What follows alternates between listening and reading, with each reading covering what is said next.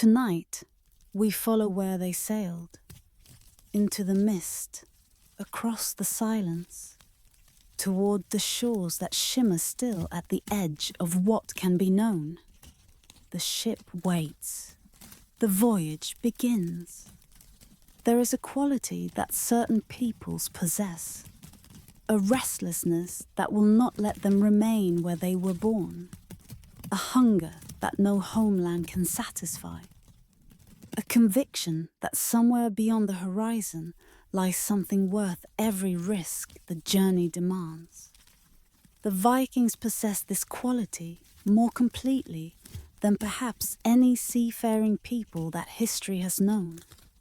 For 3 centuries, their longships traced paths across waters that should have been impassable, reached shores that should have been unreachable, connected worlds that had never known each other's existence. Tonight, we trace these voyages not as adventure tales, but as meditation, as contemplation of what drives human beings beyond the boundaries of the familiar, of what the sea teaches those who learn to read its language, of the mystery that made farmers and fishermen into the greatest navigators the medieval world would ever produce. The night is long, and the waters we cross are longer still. We need not hurry. The voyages we follow have already occurred. Their routes are charted now. Their destinations can be named by anyone who cares to look.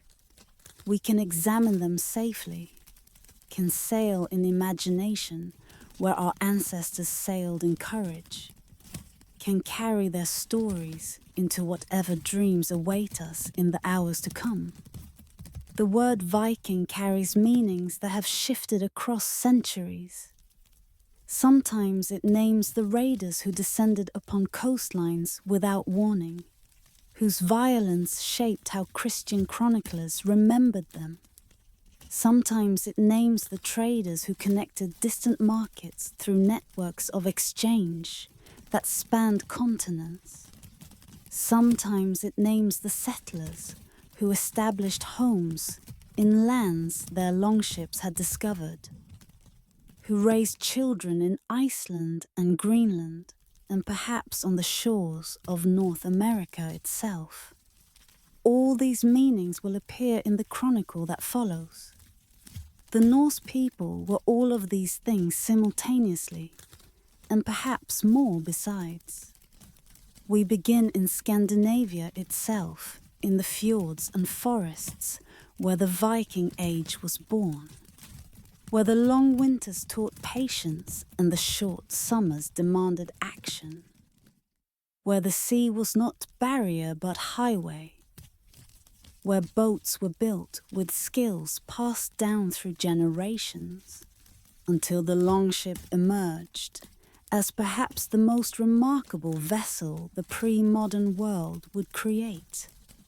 The spiritual traditions of these peoples shaped how they understood their voyages, the gods who sailed beside them, the fate that awaited all travelers, the honor that demanded courage regardless of outcome. We trace the expansion in all directions, westward across the North Atlantic to Iceland and Greenland and the mysterious Vinland, eastward along the rivers of Russia to the markets of Constantinople and beyond, southward to the monasteries of Ireland and the coasts of Spain, into the Mediterranean and perhaps further still. We follow traders and raiders, settlers and mercenaries, men and women who left everything familiar to build lives in lands their grandparents could not have imagined. We witness what they found and what they built, the colonies that flourished and the colonies that vanished, the kingdoms that emerged from their settlements and the cultures that absorbed their presence, the traces they left in language and genetics and place names that persist to this day. we trace the slow transformation that ended the Viking Age, the coming of Christianity, the consolidation of royal power, the closing of the restlessness that had driven 3 centuries of expansion. This chronicle does not seek to celebrate or condemn, does not attempt to determine which voyages were justified and which were not. Such judgments require certainties that honest contemplation cannot provide. We seek instead to witness, to understand as fully as understanding permits, to sit with the complexity that makes the Viking story simultaneously heroic and tragic, inspiring and cautionary, a tale of achievement and a tale of loss.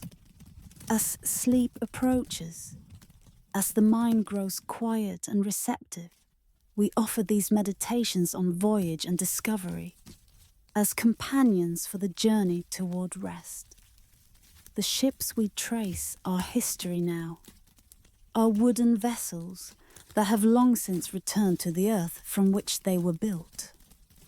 We can examine them safely, can learn from them what they have to teach, can carry their lessons into whatever dreams await us in the hours to come. The longships that once terrified coastlines ask nothing of us except attention. The men and women who sail them have been silent for 1,000 years. Yet their voyages still speak to anyone willing to listen. The story they tell is not simple. It's not reducible to lessons easily summarized. It's not amenable to the certainties that comfortable sleep might prefer. But perhaps that complexity is itself the lesson.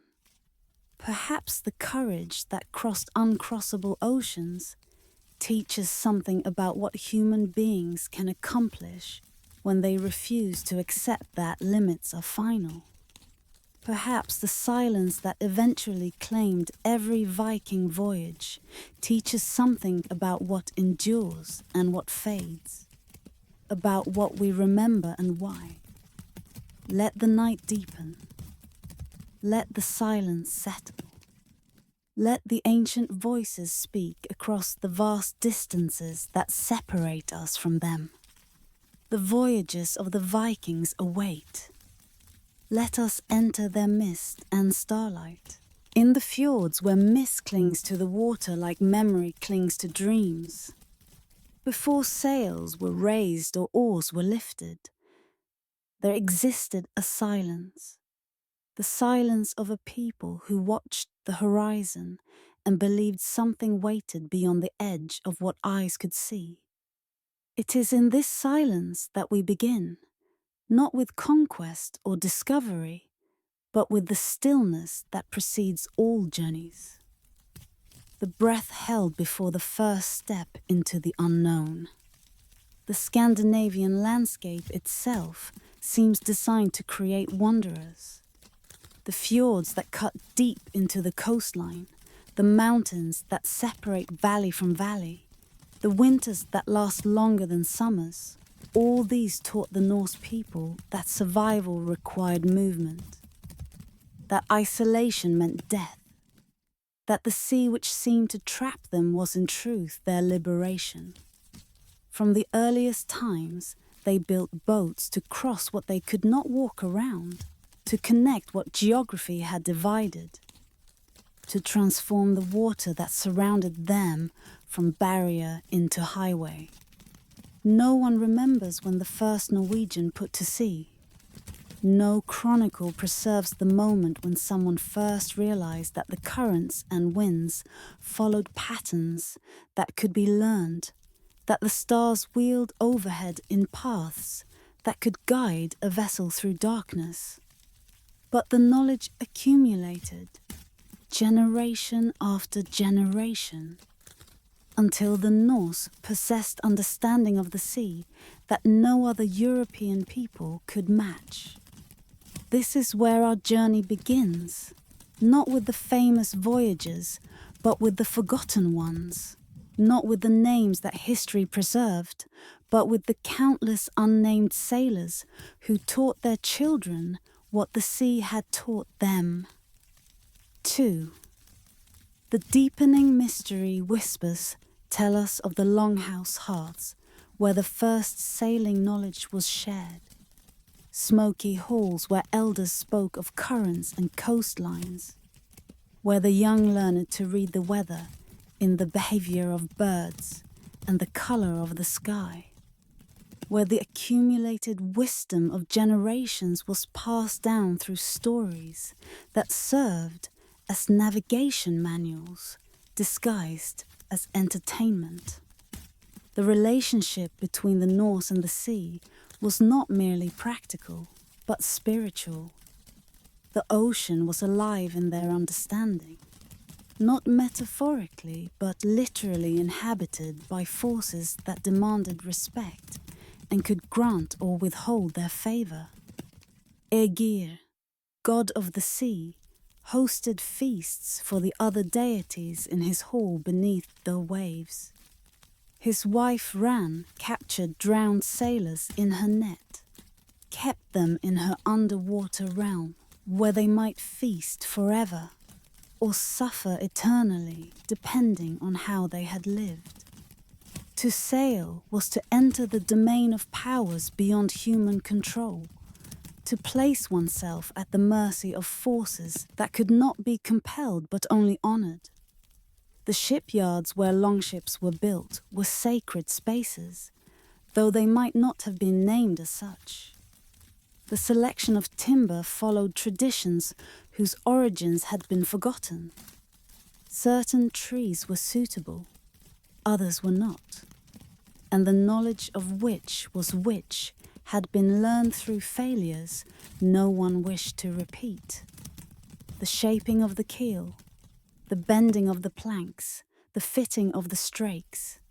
Each step in construction followed patterns refined across centuries, until the longship emerged as perhaps the most sophisticated vessel the pre-modern world would produce. The clinker-built technique that defined Norse shipbuilding, overlapping planks riveted together, flexible enough to ride the waves rather than fight them, represented engineering achievement that modern naval architects still admire. The ships could sail in waters too shallow for other vessels, could be beached on shores too rocky for harbours, could be carried overland when rivers became impassable. They were fast under sail and manoeuvrable under oar, equally suited for crossing open ocean and navigating coastal waters.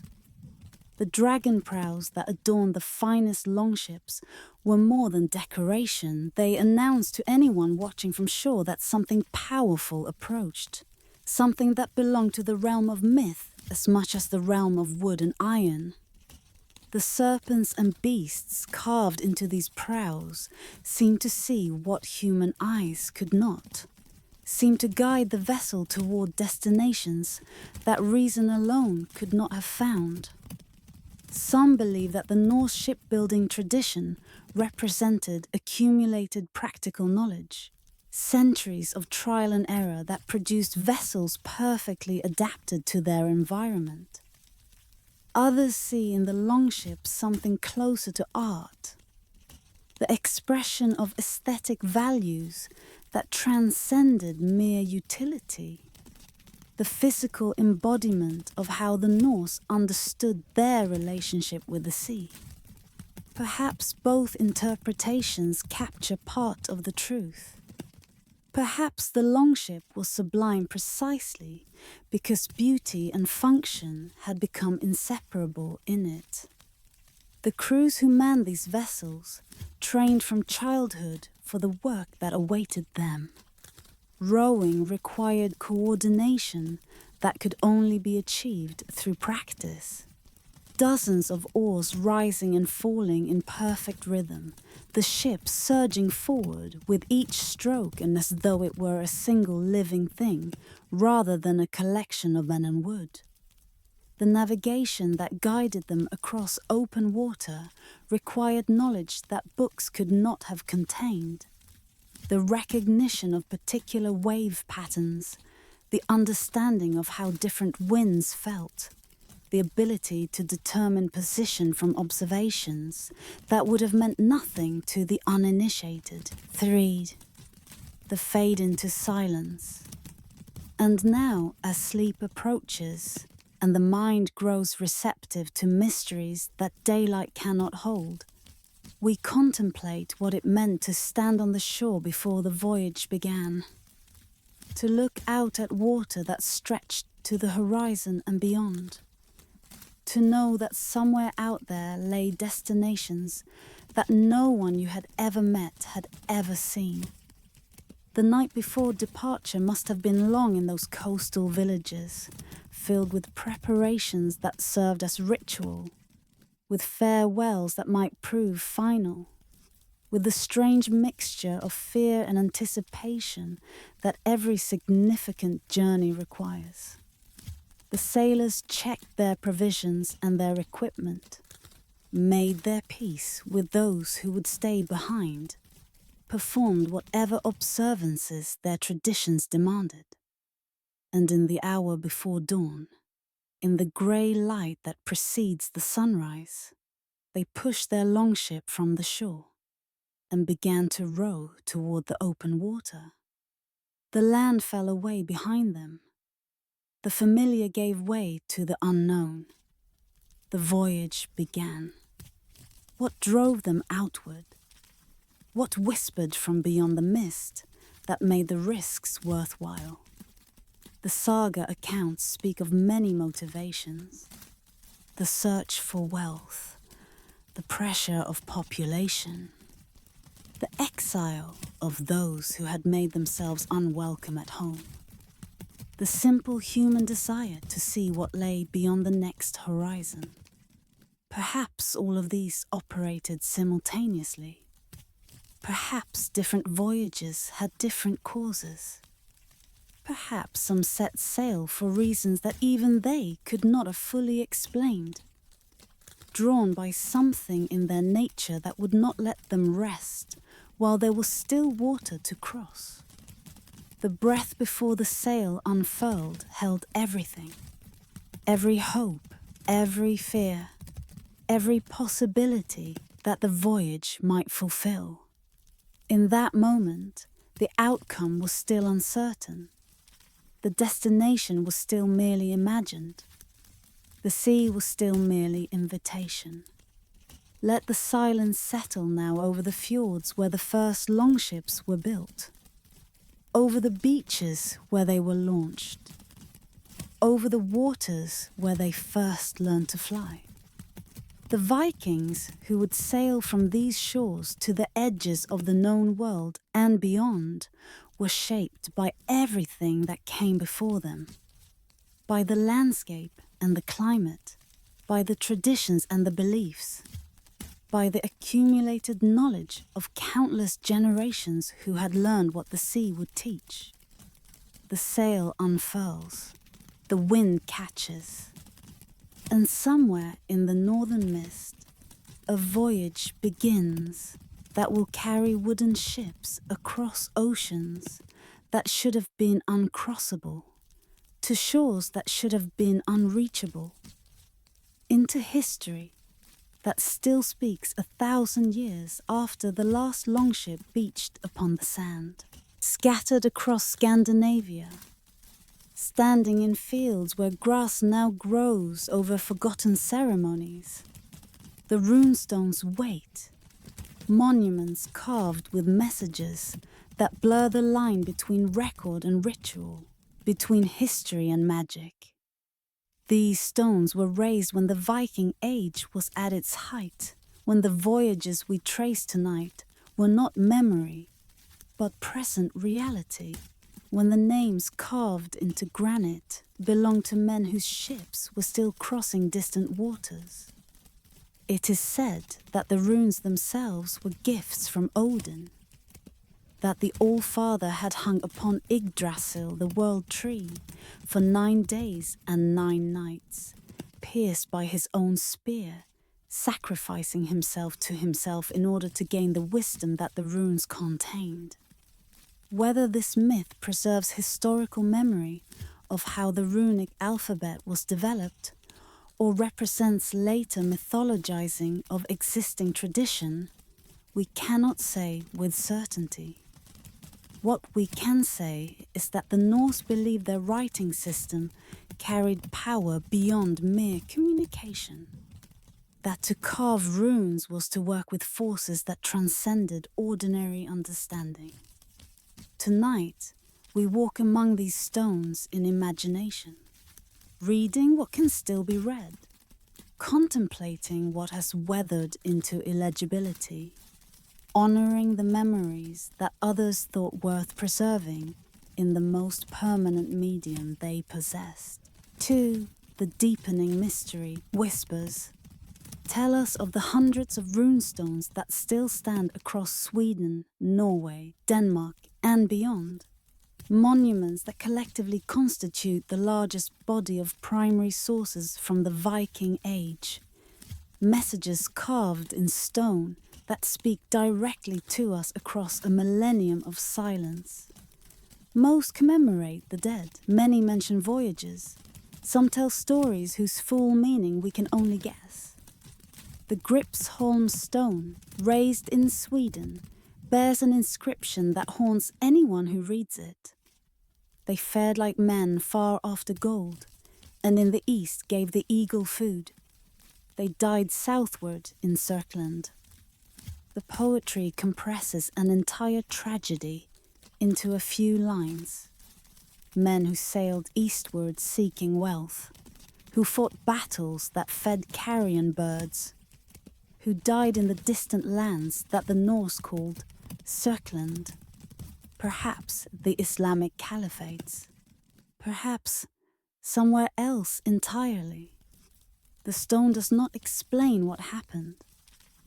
It preserves only the outline, the shape of a loss that someone thought worth marking. Other stones speak of voyages to the west, to England, to Iceland, to places whose identification remains uncertain. The Kingitorsuaq runestone, found in Greenland far north of any known Norse settlement, suggests that Viking exploration reached further than we have confirmed through other evidence. Who carved those runes so far from home? What voyage brought them there? The stone does not say. It offers only evidence of presence, of someone who stood in that remote place and felt the need to leave a mark.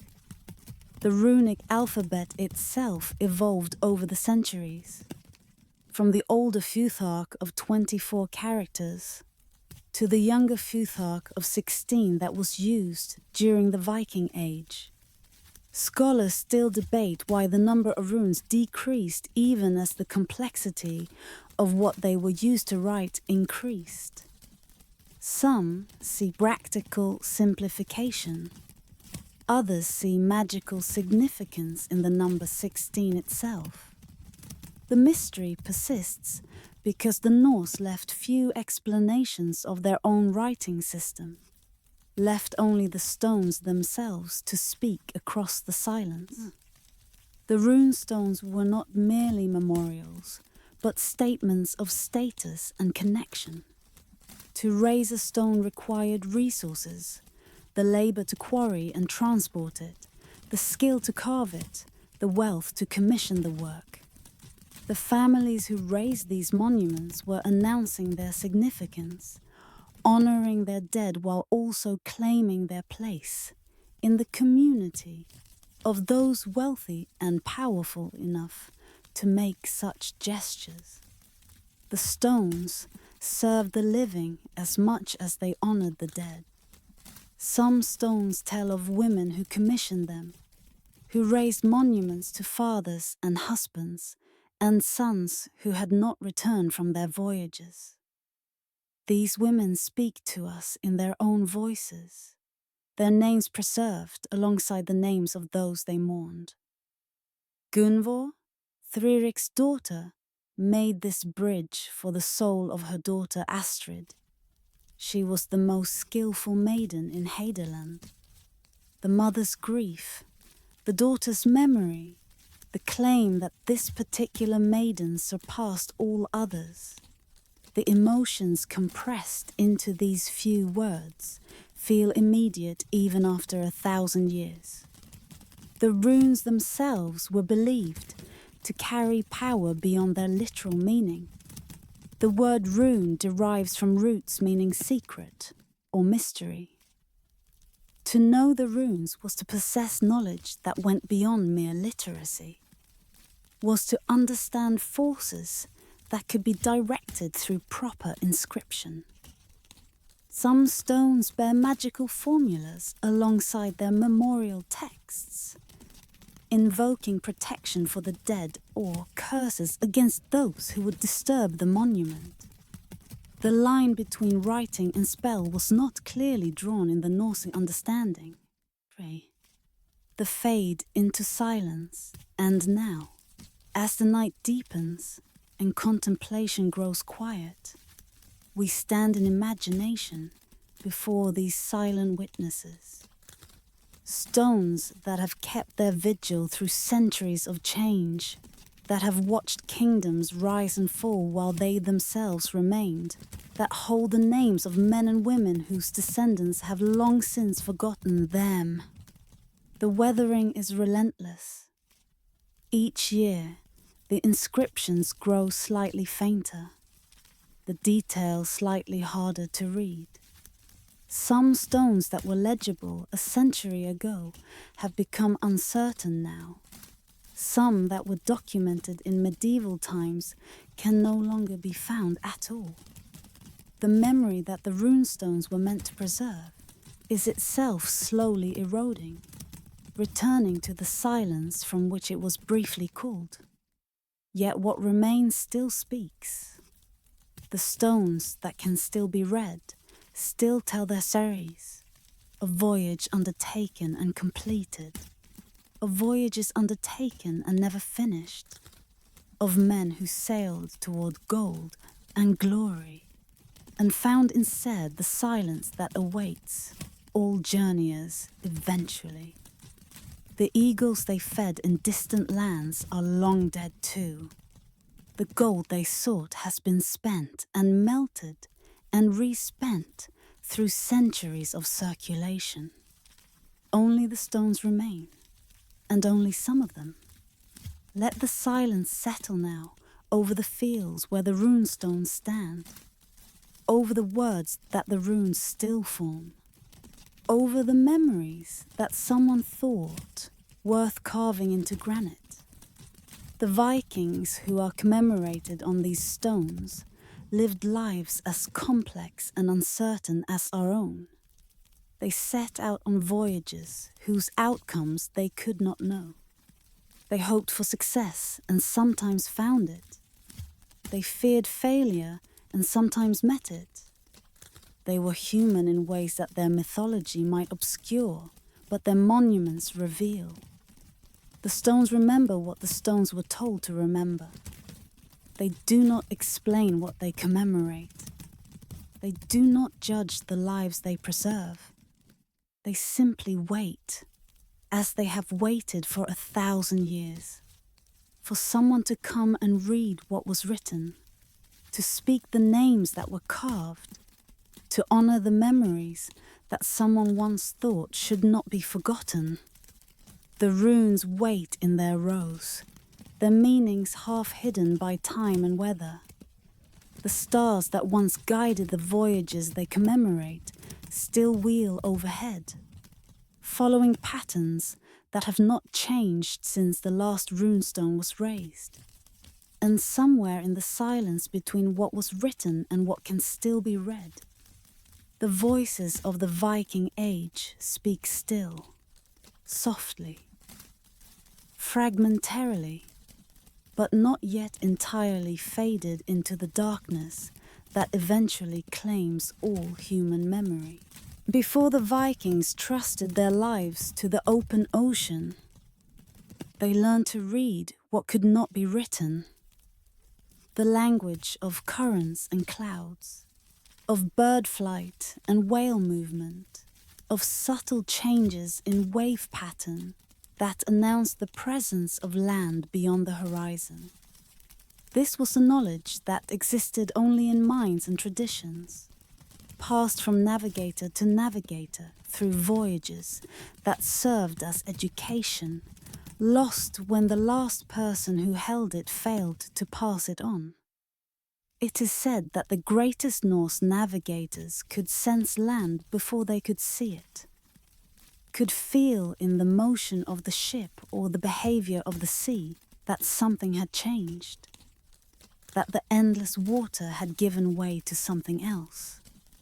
This was not magic, though it might have seemed magical to those who did not possess it. It was attention refined to an art, perception trained through years of observation, intuition grounded in experience too deep for conscious analysis. Tonight, we trace these invisible pathways, the currents within the sea that carried Viking ships across distances that should have been impossible, the knowledge that made the North Atlantic a highway rather than a barrier. 2. The deepening mystery whispers tell us of the techniques that Norse navigators used to find their way across open water. Methods reconstructed from saga accounts and practical experiments, from hints preserved in later sailing manuals, and from the logic of what must have been necessary to accomplish what we know was accomplished. The sun compass may have been the most remarkable of these tools, a device that could determine direction even when the sun was not directly visible, that used the shadows cast by a central pin to establish orientation relative to the path the sun traced across the sky. The sagas speak of a sunstone that could locate the sun's position even through clouds, and modern experiments have confirmed that certain crystals, particularly Icelandic spar, can indeed polarize light in ways that reveal the sun's location when the sky is overcast. Whether the Vikings actually used such stones remains uncertain, but the principle is sound, and something allowed them to navigate in conditions that should have made navigation impossible. The latitude sailing technique allowed Vikings to cross the North Atlantic along consistent parallel lines. A navigator who knew the latitude of his destination could sail north or south until he reached that latitude, determined by the height of the sun at noon or the position of the North Star at night, and then simply sail east or west until land appeared. This technique did not require precise determination of longitude, which would not be possible for centuries. It required only the patience to follow a line until something was found. The reading of wave patterns revealed what direct observation could not. Land disturbs the regular rhythm of ocean swells, creating reflected waves that travel outward from coastlines invisible beyond the horizon. A navigator sensitive to these disturbances could detect land while it was still a day's sail away, could adjust course toward what could be sensed but not yet seen. The skill required years to develop, could not be taught from books, existed only in the bodies of those who had spent their lives upon the water. Birds served as guides in the final approaches to land. The Norse carried ravens aboard their ships, not merely as companions, but as navigation tools. Released when land was suspected but not yet sighted, ravens would fly toward the nearest shore if it was within their range, would circle and return to the ship, if only ocean surrounded them. The saga of Floki Vilgerdason, who used ravens to find Iceland, preserves memory of this technique in the nickname he earned. Raven Floki, the man who let birds lead him to land. The color of the water, the presence of particular species of fish or whale, the appearance of floating vegetation, the behavior of clouds above unseen islands. All these provided information to navigators trained to read them. The ocean was a text written in a language that took lifetimes to learn, that could not be translated into any medium more permanent than human memory, that was therefore as fragile as the lives that carried it. Some believe that the Norse navigational tradition represented the highest achievement of pre-instrumental seafaring, that no other people had developed comparable abilities to cross open ocean without the tools that later centuries would provide. Others caution against romanticizing what was surely a dangerous and uncertain process. Note that many ships were lost, that many voyages ended in tragedy rather than triumph. Both perspectives capture part of the truth. The achievements were remarkable. The costs were real. 3. The fade into silence. And now, as contemplation grows quiet, we find ourselves in the fog that so often shrouded the North Atlantic. The grey blankness that hid both danger and destination, that tested the navigator's faith in knowledge that could not be directly verified. The courage required to sail into such conditions exceeds what modern sensibilities can easily comprehend. We who navigate by GPS, who can know our position to within meters anywhere on the planet, can barely imagine what it meant to sail for days without seeing sun or stars. Trusting techniques passed down through generations, believing that the current knew the way, even when every visible sign suggested only emptiness. Yet they sailed. They crossed the Denmark Strait and the Norwegian Sea. They reached Iceland when Iceland was only rumor. They pushed on to Greenland when Greenland was only guess.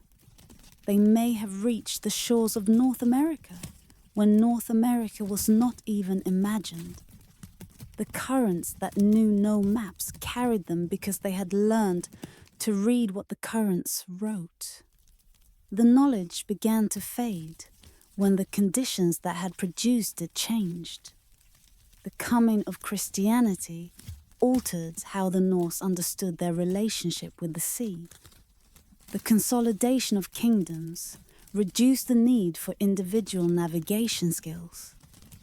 The eventual development of the magnetic compass made traditional techniques seem primitive, unnecessary, not worth the effort of transmission. By the time anyone thought to record what the old navigators had known, most of them were dead, and their knowledge had died with them. Let the silence settle now over the waters where Viking ships once sailed, over the currents that carried them toward destinations they could not see, over the lost knowledge that made such voyages possible. We cannot fully reconstruct what the Norse navigators knew.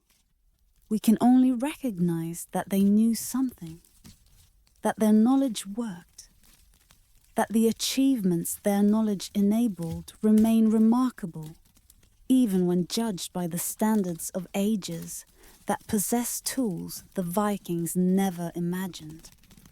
The current still flows through the North Atlantic, still follows patterns that have not changed since the last longship rode its motion toward an unseen shore.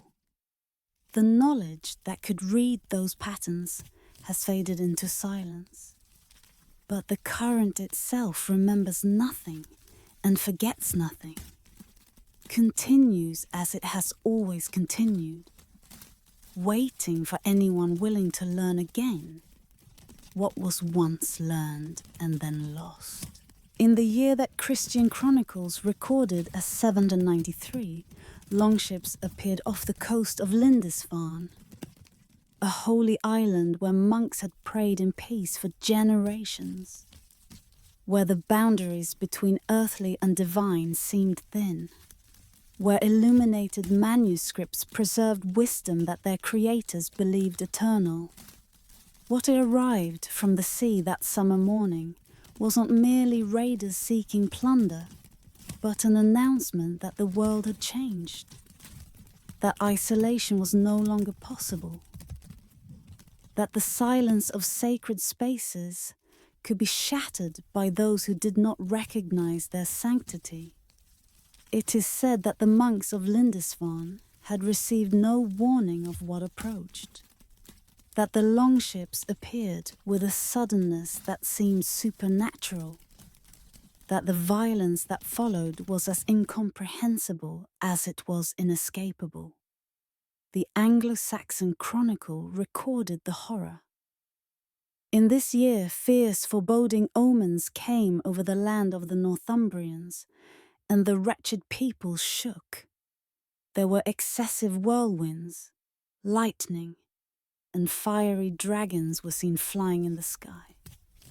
The dragons were not in the sky, they were on the water, and the collision they brought would reshape the relationship between Scandinavia and Christendom for centuries to come. 2. The deepening mystery whispers tell us of Lindisfarne before the raid, a monastery founded in 635 by the Irish monk Aidan, a centre of learning and spirituality that had helped convert the kingdom of Northumbria to Christianity, a place whose holiness was recognized throughout the Christian world.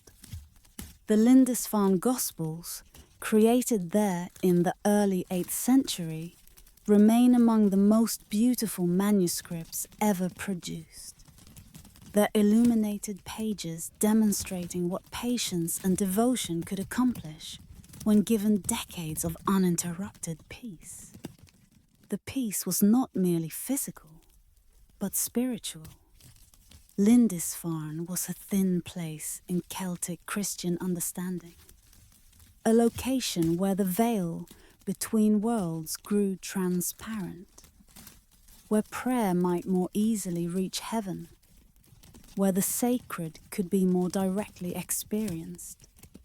The monks who lived there had chosen isolation, precisely because isolation seemed to bring them closer to God. The sea that surrounded them was protection, was barrier, was the assurance that they could pursue their devotions undisturbed. The Vikings who appeared that summer morning in 793 operated according to different understandings entirely. They saw in the monastery not sacred space but undefended wealth. Golden altar vessels, jeweled book covers, provisions accumulated against seasons when the sea prevented supply. They saw monks not as men of God, but as men without weapons, without walls, without any capacity to resist what was coming. The raid was not hatred of Christianity. It was indifference to everything except the calculation of risk and reward. The violence that followed left the Christian world shaken. The scholar Alcuin, writing from the court of Charlemagne, could barely express his horror. Never before has such terror appeared in Britain as we have now suffered from a pagan race. The Church of St. Cuthbert is spattered with the blood of the priests of God, despoiled of all its ornaments. The response was grief and fear, but also confusion. How could God have permitted such desecration of places dedicated to his worship. The raid on Lindisfarne was not the first Viking attack on Christian lands, but it was the one that Christian chronicles remembered, that came to symbolize the beginning of an era when nowhere along the coasts of Europe could consider itself safe. In the years that followed, other monasteries fell. Iona in 795, Jarrow in 794. The entire coastline of Ireland and Britain becoming hunting ground for those who arrived from the Northern Sea. Yet the collision was not simply destruction, it was also contact, the beginning of relationships that would eventually produce something neither side could have anticipated. The Vikings who raided Christian monasteries would eventually become Christian themselves. The wealth they extracted would flow back into Scandinavian economies, transforming societies that had raided into societies that traded and settled. The terror that the raids inspired would fade into the complexities of coexistence. Some believe that the Viking raids represented a response to the expanding pressure of Carolingian Christianity, that the forced conversion of the Saxons and the threat of similar campaigns against Scandinavia provoked a backlash that targeted the religion's most visible symbols. Others see in the raids simply the opportunism of a society that had developed ships capable of reaching places that had previously been safe, that took what it could take because it could take it. Perhaps both interpretations capture part of the truth. Perhaps the raiders themselves would have given different explanations if anyone had thought to ask them. 3. The fade into silence. And now, as the night deepens, we contemplate what was lost and what emerged from the collision. The manuscripts that burned, the lives that ended, the peace that could not be restored, and the eventual transformations that no one standing on Lindisfarne in 793 could have imagined. The monks who survived rebuilt what could be rebuilt. The community continued for another century before the continuing raids made remaining impossible, before the monks departed carrying the body of Saint Cuthbert and what treasures they had saved, wandering for years before finding a new home at Durham. The sacred space that had seemed eternal proved to be fragile, dependent on conditions that the arrival of the longships had permanently changed. But Lindisfarne itself became sacred in a different way, became the symbol of an age, the marker of a beginning, the place where the Viking world and the Christian world first touched in violence that would eventually, across centuries, produce something neither world could have predicted. The ruins that stand there now, not from the monastery the Vikings raided, but from the later medieval priory, draw visitors who come to contemplate what began there, what ended there, what continues still in the relationship between Scandinavia and the lands its people once terrorized. Let the silence settle now over the tidal island where the first great raid occurred, over the sands that the sea still covers twice daily, over the centuries of change that have transformed both the attackers and the attacked into peoples who can barely remember why their ancestors were enemies. The collision that began at Lindisfarne has long since concluded. The worlds that touched there have merged in ways that neither would have recognized. The shore waits in the North Sea grey, as it has waited since before the monks arrived, since before the longships came, since before anyone thought to call it sacred or to desecrate what others held sacred. The sea does not remember what occurred there. Only the chronicles remember, and those who read them, and those who stand on the beach, imagining what it meant when the dragons first appeared on the horizon, bringing change that could not be refused. Iceland rises from the North Atlantic like a contradiction made stone. Fire and ice coexisting on an island that should be impossible. Volcanoes erupting beneath glaciers, hot springs steaming beside frozen fields. When the first Norse settlers arrived in the 9th century, they found a land that seemed to belong to the realm of myth more than the realm of geography, a place where the forces that shaped the world remained visible in ways that older, quieter lands had long concealed. It is said that the settlement of Iceland was the first deliberate colonization of a genuinely uninhabited land in European history. The creation of a society from nothing, with no indigenous population to displace or absorb, with no inherited structures to adopt or resist. What emerged from this blank beginning would be unlike anything the Norse had known in their homeland, would produce a literature that preserved their traditions more completely than any Scandinavian country would manage, would demonstrate what could happen when a people was free to create itself anew. Tonight, we follow the ships that carried settlers toward the smoke and snow, toward the land that would become the most remarkable Norse achievement of all. 2. The deepening mystery. Whispers tell us of the Irish monks who may have preceded the Norse to Iceland, the paper mentioned in early accounts, Christian hermits who sought isolation even more complete than their monasteries could provide. When the Norse arrived, they found evidence of previous habitation, bells and croziers and books, according to one source, left behind by those who departed rather than share their solitude with pagans.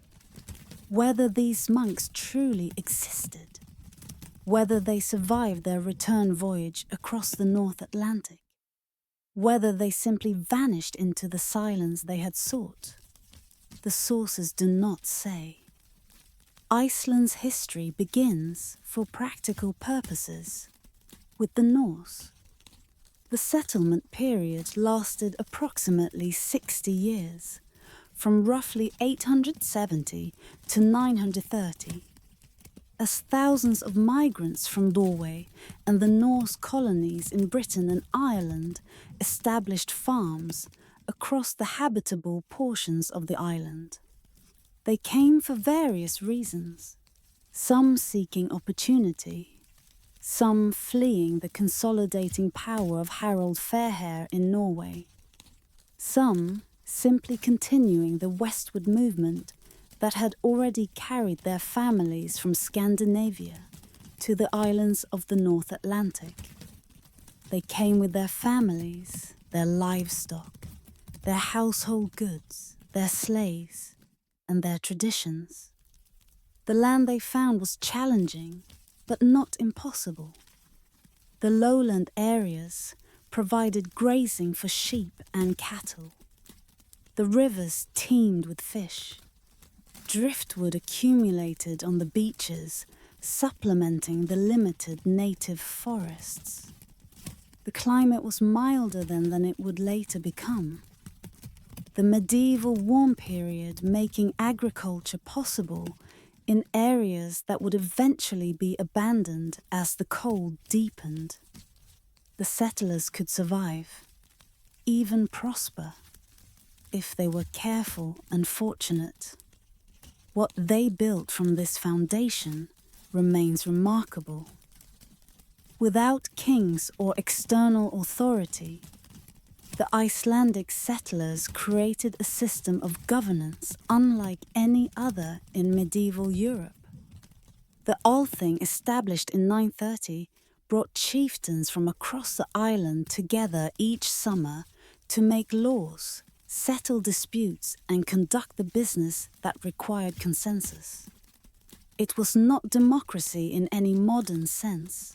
Power was distributed unequally, and violence remained a common means of resolving conflicts.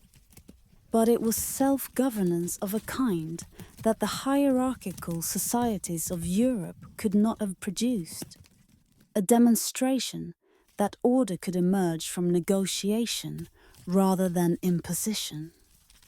The literature that Iceland produced preserves the Viking Age more completely than any other source. The sagas, written in the 13th and 14th centuries, but recording traditions that stretched back to the settlement period and beyond, give us access to the world of the Vikings in ways that no other literature does. They tell of voyages and feuds, of loves and betrayals, of men and women who lived with intensity that the prose style, famously understated, notoriously laconic, somehow amplifies rather than diminishes. The poetic Edda and the prose Edda preserve the mythology that the Viking world shared. The stories of gods and giants, of creation and destruction, of the twilight that awaited even the immortal at Ragnarok.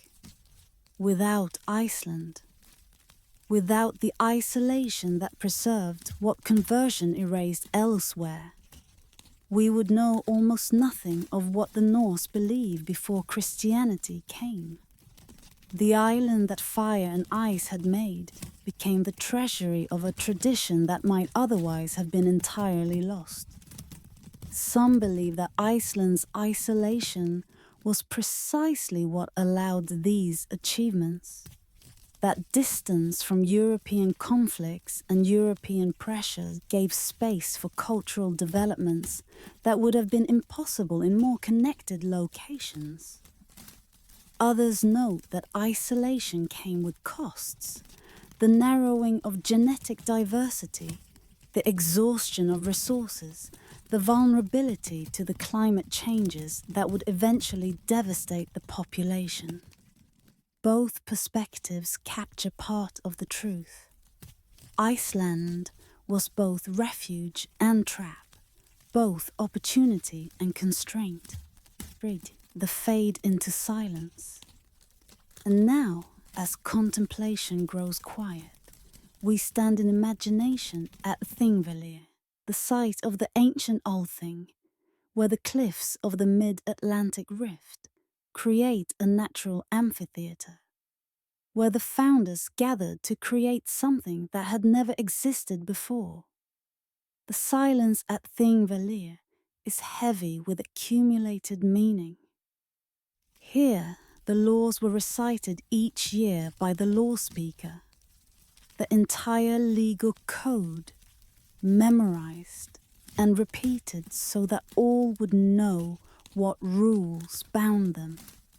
Here, disputes were brought for judgment. Feuds were arbitrated or sometimes ignited. Marriages were arranged and dissolutions announced. Here, in the year 1000, the Althing decided that Iceland would accept Christianity, a decision that preserved the peace by establishing unity, that changed everything about Icelandic religion while changing nothing about the place where the decision was made. The descendants of the settlers still live in Iceland, still speak a language that has changed less over 1,000 years than almost any other European tongue, still bear names that follow patterns established in the Viking Age. The sagas are still read, still taught, still shape how Icelanders understand themselves and their history. What began in the smoke and snow of the settlement period has proven more durable than most of what the Viking Age produced. Let the silence settle now over the island that fire and ice created, over the fields where the settlers built their farms, over the cliffs where they gathered to govern themselves. Iceland was perhaps the most unlikely of Viking achievements. Not a raid, not a conquest, but a creation, the construction of a society from the ground up, in a land that offered only what human determination could extract from it. The gates of fire and ice stand open still, as they stood for the first settlers who approached them 11 centuries ago. What lies beyond them now is not wilderness, but nation. Not possibility, but achievement. Not silence, but the accumulated voices of generations who made a home where no home had existed before. The gate remains, but what waits beyond it has been transformed by those who passed through. Beyond Iceland, beyond the last outpost of what could reasonably be called habitable, Greenland rises from the North Atlantic. Mountains of ice above shores that are green only by generous interpretation. A land that Eric the Red named with hope rather than accuracy, seeking to lure settlers to shores where survival itself would be a kind of miracle. It is said that Eric discovered Greenland while serving a sentence of exile, that he sailed west from Iceland because he could not sail anywhere else, that what he found was either salvation or merely postponement of the doom that his violent life had earned. The land he explored for 3 years before returning to recruit colonists was genuinely green in places during the brief summers, genuinely capable of supporting farms in the sheltered fjords of the southwestern coast. It was also, and more essentially, ice and stone and winter that lasted longer than the people who endured it could have imagined. Tonight, we follow the colonists Zingbutan, who sailed to the edge of the world, and contemplate the silence that eventually claimed them. Too, the deepening mystery. Whispers tell us of the 2 settlements that Eric and his followers established. The Eastern Settlement and the Western Settlement. Communities that would persist for nearly 500 years, before vanishing into a mystery that historians still cannot fully resolve. At their height, the Norse Greenland colonies may have contained 5,000 people, supported by farms that raised cattle and sheep, by hunting that pursued seals and caribou and walrus, by trade connections that exchanged Arctic ivory for the European goods that survival required. The ivory was Greenland's greatest export.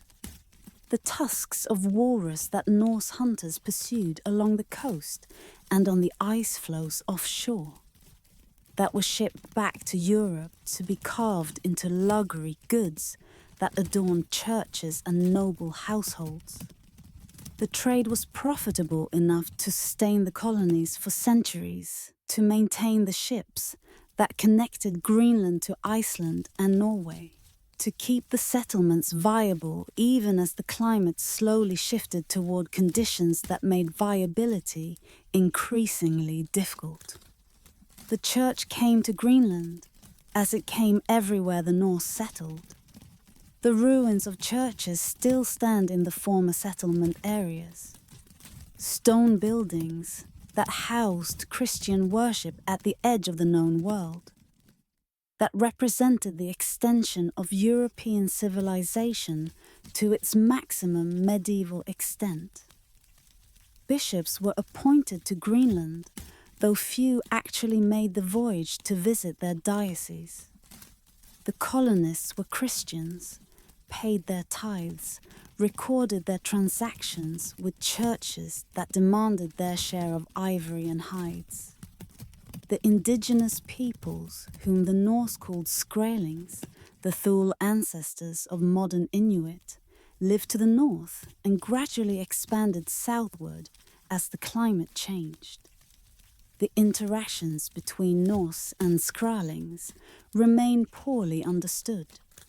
The sources suggest both trade and conflict, both cooperation and violence, with neither side leaving records that would allow us to understand the relationship in detail. What is clear is that the Thule were better adapted to Arctic conditions than the Norse, that their technology and hunting techniques allowed them to thrive in environments where European-style farming could not survive. The end came slowly, then suddenly. The Western settlement was abandoned sometime in the 14th century.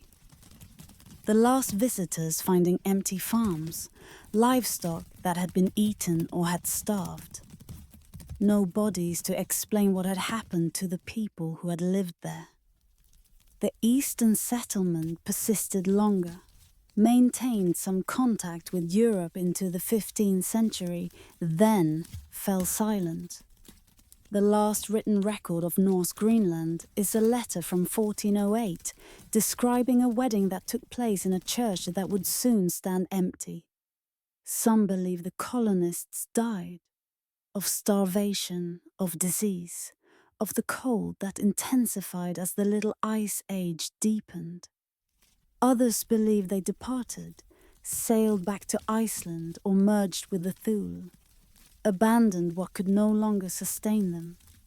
Still others suggest violence, that conflict with the Skrælings or with pirates ended what climate and isolation had weakened. The truth is that we do not know. The silence that settled over Norse Greenland has never been broken. The farms were abandoned, the churches were empty, and 500 years of human presence faded into the archaeological record. 3. The fade into silence.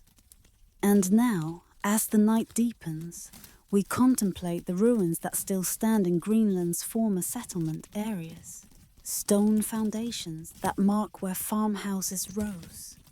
Churches whose walls still define the sacred spaces they once enclosed.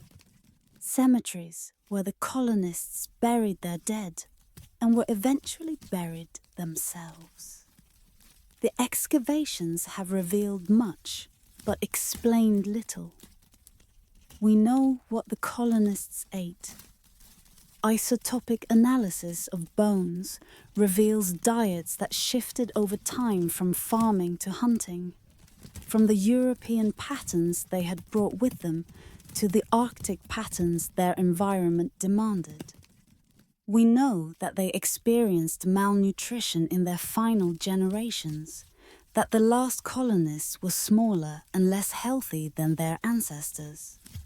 We know that they did not adapt, or could not adapt, or chose not to adapt to conditions that required abandoning the way of life that made them who they were. Perhaps that is the mystery's heart. Not how they died, but why they did not change. The Norse Greenlanders could have adopted Thule technologies, could have learned to hunt seals as the Inuit hunted them, could have survived by becoming something other than what they had been. They did not. They remained Norse until the end, farming in places that could not support farms, building churches in places where there would soon be no one to pray in them, maintaining an identity that their environment would not sustain. Let the silence settle now over the fjords, where the last Norse Greenlanders lived and died. Over the churches they built and the farms they worked, and the graves that now hold all that remains of them. The frozen kingdom at the world's edge was an achievement and a tragedy simultaneously. A demonstration of how far human determination could push and a reminder that determination is not always enough. The ice still covers the mountains above the fjords. The grass still grows green in summer in the places that Eric misnamed. But the people are gone, and the silence that replaced them has lasted longer now than their presence ever did. The world's edge is empty again, waiting for nothing, remembering nothing, holding only the ruins that slowly crumble toward the earth that will eventually reclaim them. Somewhere on the shores of North America, perhaps Newfoundland, perhaps further south, perhaps in locations we have not yet found. The Vikings established the westernmost outposts of their exploration, settlements that made them the first Europeans to reach the continent that would later be called the New World. 5 centuries before Columbus, Norse ships beached on American shores. Norse feet walked on American soil. Norse eyes saw landscapes that no European would see again until the great age of exploration resumed what the Vikings had begun and abandoned. It is said that Leif Erikson discovered Vinland almost by accident, that he was sailing from Norway to Greenland when storms drove him off course, that the land he found was not what he sought, but something entirely unexpected. The sagas that preserve these stories were written centuries after the events they describe, filtered through generations of retelling, shaped by the needs and assumptions of their medieval authors. Yet something happened that the sagas remember. Something real lies behind the legends, however distorted by time. Tonight, we follow the ships that crossed the North Atlantic to shores that would not be crossed again for 500 years, and contemplate what might have been. Tidhu, Thor's deepening mystery whispers tell us of the sagas that preserve the Vinland voyages, the saga of the Greenlanders and the saga of Eric the Red, accounts that overlap and contradict, that agree on essentials while differing on details, that together provide our primary sources for what may have been the most remarkable achievement of Viking exploration. Leif Erikson's voyage established the pattern.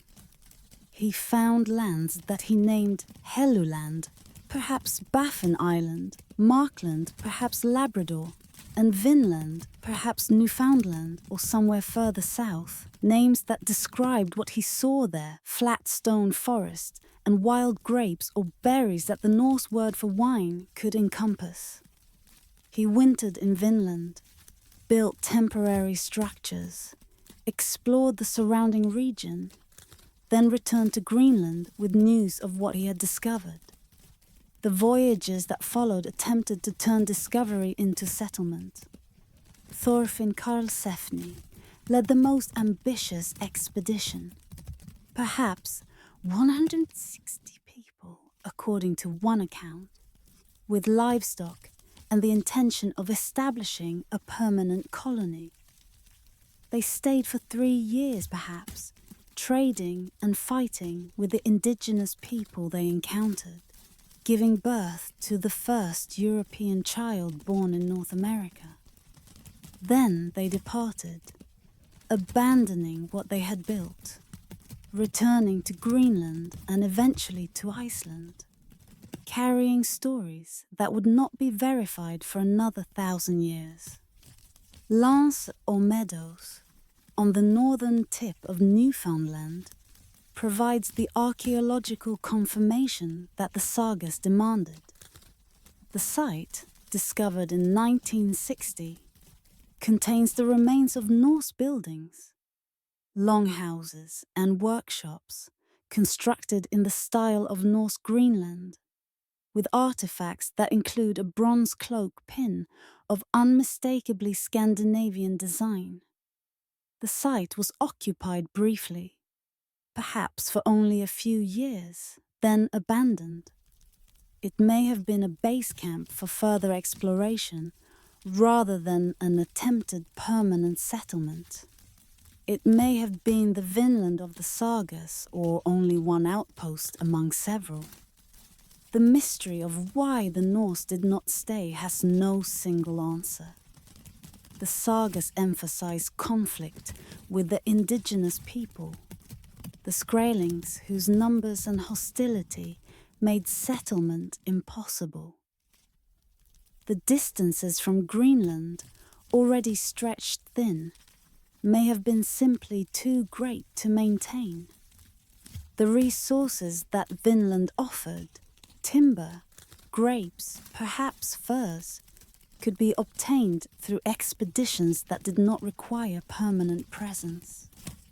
The Norse chose not to stay, or could not stay, or found that staying was not worth what staying would have cost. Some believe that other Norse sites await discovery, that the brief presence at Lens or Meadows cannot represent the full extent of Norse exploration, that somewhere along the American coast lie traces of voyages the sagas did not record, or recorded in ways we have not yet recognized.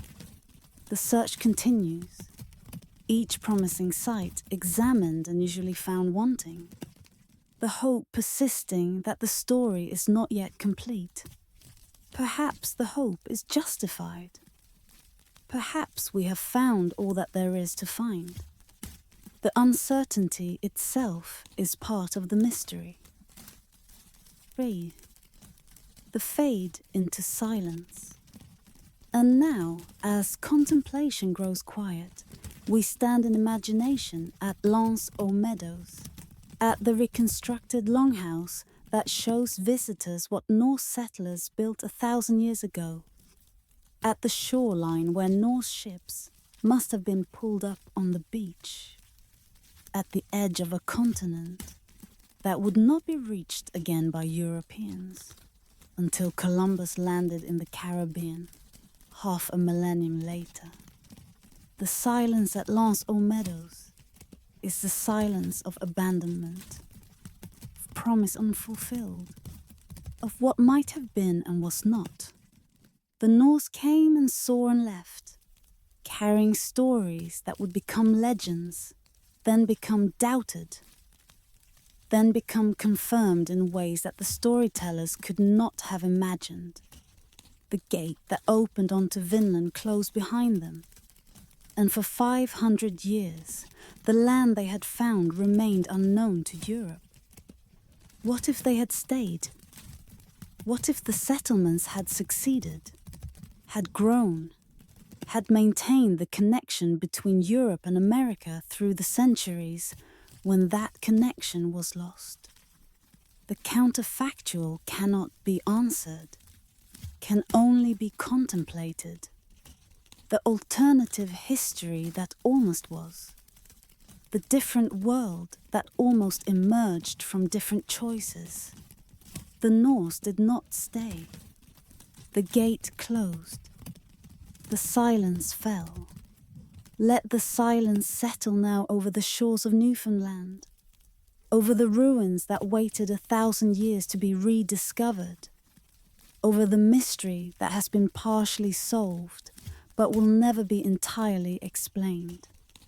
The Vikings reached America and then retreated from it, accomplished what no other Europeans would accomplish for centuries, and then abandoned what they had accomplished. The gate stands open still, in memory if not in fact, the western horizon that beckoned the most daring of the Norse, that offered everything and yielded nothing permanent, that closed for 5 centuries before opening again to different ships, carrying different people toward a different future.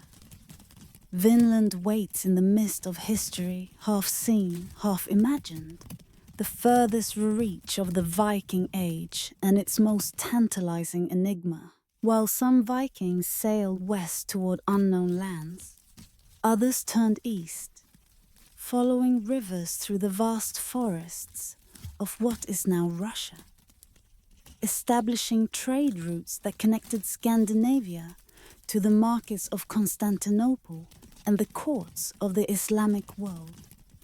These were not the Vikings of popular imagination, not raiders descending upon coastal monasteries. These were merchants and mercenaries, traders and travelers, men who carried furs and amber southward and returned with silver and silk. It is said that the rivers of the East were highways as surely as the open ocean, that the Dnieper and the Volga, the Neva and the Don could carry a longship from the Baltic to the Black Sea and beyond, could open routes that overland travel would have made impossible. The Vikings who travelled these routes, the Varangians as they came to be called, would shape the history of lands that today bear names they gave and preserve traditions they established. Tonight, we follow the currents that flowed toward the golden domes of Constantinople, toward the city the Vikings called Miklagard, the great city, the center of a world that Scandinavians could barely comprehend. 2. The deepening mystery whispers tell us of the portages, the places where the rivers became impassable, where waterfalls or rapids required that ships be unloaded and dragged overland to the next navigable stretch. These were dangerous places, where travelers were vulnerable to attack, where the cargo that made the journey worthwhile was exposed to those who would take it without trading. Yet the Vikings made these passages year after year, accepting the risks because the rewards justified them. The route from the Baltic to the Black Sea followed the Dnieper through lands inhabited by Slavic peoples who would eventually become the Rus, a name that may derive from the Finnish word for the Swedes, that would eventually give its name to Russia itself.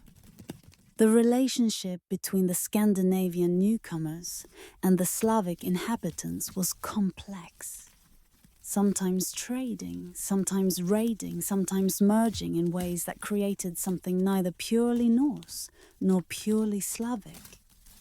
The primary chronicle, written in the 12th century, preserves a legend of origin that captures this complexity. According to the chronicle, the Slavic tribes, weary of fighting among themselves, invited the Varangians to come and rule over them. Our land is great and rich, but there is no order in it. Come and reign and rule over us. Whether this invitation was historical or legendary, whether the Varangians came as conquerors or as invited guests, the result was the same.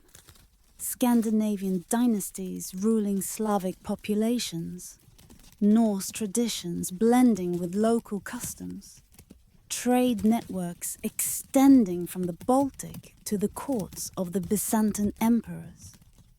The silver that flowed northward through these networks transformed Scandinavian economies. Arabic dirhams, minted in the caliphates, have been found in Scandinavian graves by the thousands. Evidence of trade that connected the Viking world to the Islamic world through intermediaries and direct exchange. The furs that European forests produced were luxury goods in the Mediterranean, worth their weight in silver to merchants who could transport them safely across the distances involved. The trade in slaves was part of this network, a part that discomforts modern contemplation but cannot be honestly omitted. The Vikings traded in human beings, captured in raids or purchased from others who had captured them, transported southward to markets where Byzantine and Islamic purchasers would pay premium prices. The word slave itself may derive from Slav, testimony to how common this traffic was and where many of its victims originated. Constantinople was the ultimate destination for many who travelled these routes, the city that straddled Europe and Asia, that preserved Roman traditions 1,000 years after Rome itself had fallen, that dazzled visitors with wealth and sophistication that made Scandinavian towns seem like villages. The Vikings who reached Constantinople encountered a civilization that exceeded anything they had known, that operated according to principles their societies had not developed, that demonstrated what organization and accumulated wealth could accomplish. 3. The fade into silence. And now, as the night deepens, we contemplate the strange journeys that carried Scandinavians into worlds utterly unlike their own. The forest routes and river passages, the portages where ships became cargo themselves, the gradual approach to a city that must have seemed more dream than reality to those who first beheld it. The Varangians left their marks along these routes, runestones in unexpected places, graffiti carved into foreign stones, names that appear in Byzantine records and Islamic accounts. They served in the emperor's personal guard, the Varangian Guard, whose loyalty to the throne was purchased by distance from the intrigues that made Byzantine politics so deadly. They traded and fought and settled, became part of the lands through which they had passed, merged eventually into populations that would not remember their Scandinavian origins. The trade routes that they pioneered would outlast the Viking Age itself, would continue to connect north and south through the medieval period and beyond, would shape the development of Russia and the relationship between Eastern and Western Europe. What the Vikings established, others would maintain and transform. Let the silence settle now over the rivers that carried the Eastern Vikings toward their distant destinations, over the forests that surrounded those rivers, over the cities that rose at the junctions where trade concentrated. The Vikings who went east were not raiding monasteries or discovering unknown lands. They were building networks, establishing connections, weaving the medieval world together in ways that would outlast the civilization that created them. The rivers still flow toward the Black Sea, still follow courses that have not changed since the Varangians paddled against their currents 1,000 years ago. The portages are remembered, if not used. The trade routes have been replaced by roads and rails and air corridors. But the connections remain. The links between North and South, between Baltic and Mediterranean. That the Vikings were among the first to establish and maintain. In the golden chambers of Constantinople, where emperors claimed descent from Rome and ruled with authority that no Western monarch could match, Scandinavian warriors stood guard. Men who had travelled thousands of miles to protect rulers of a civilization utterly unlike their own. The Varangian Guard stands as one of history's strangest military formations, a bond between the Viking North and the Byzantine South that persisted for centuries and produced stories that still echo in the sagas of Iceland and the chronicles of Constantinople. It is said that the Byzantine emperors trusted the Varangians precisely because they were foreigners, because they had no stake in the deadly factionalism of Byzantine politics, because their loyalty could not be purchased by those who scheme against the throne, because axes wielded by northerners had no preference among the competing claims of Greek aristocrats. The trust was mutual. The Varangians served faithfully because the emperors paid generously, because Constantinople offered opportunities that Scandinavia could not match, because there was honor in serving the greatest power in the Christian world. Tonight, we follow the wanderers who found welcome in the strangest of places and contemplate what it meant to bridge such different worlds. 2. The deepening mystery whispers tell us of the individual Varangians whose names have been preserved, men who appear in both Norse sagas and Byzantine chronicles, whose careers spanned worlds that should have had nothing in common. Harald Hardrada is the most famous, the Norwegian prince who fled his homeland after the Battle of Stiklestad, who served in the Varangian Guard for nearly a decade, who fought in Sicily and Bulgaria and Jerusalem before returning to claim Norway's throne and die at Stamford Bridge in 1066, in the battle that immediately preceded William the Conqueror's landing. Harold's career demonstrates what the Varangian service could mean for an ambitious northerner. He arrived in Constantinople as an exile with few prospects. He departed as a wealthy man with experience of warfare across the Mediterranean world. The treasure he accumulated in Byzantine service, honestly earned or otherwise, provided the resources that allowed him to claim his kingdom. The contacts he made, the skills he learned, the reputation he built, all contributed to the transformation of a refugee into a king. But Harold was exceptional. Most Varangians were ordinary warriors who served their terms, collected their pay, and either settled in the lands they had served or returned home with wealth that elevated them above those who had not travelled. The Varangian Guard was a career path, an opportunity for men of fighting age to convert their strength and courage into resources that would serve them for the rest of their lives. The Varangians in Constantinople witnessed ceremonies and spectacles that nothing in their homeland could have prepared them for. The Byzantine court operated with ritual complexity, designed to overawe observers, to demonstrate through elaborate choreography the power and majesty of the emperor. The Scandinavians, who stood guard during these ceremonies, must have found them strange beyond imagining.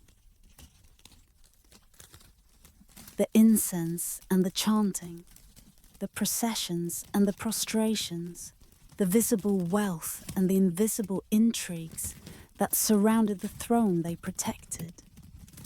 Some Varangians left traces of their presence that still survive.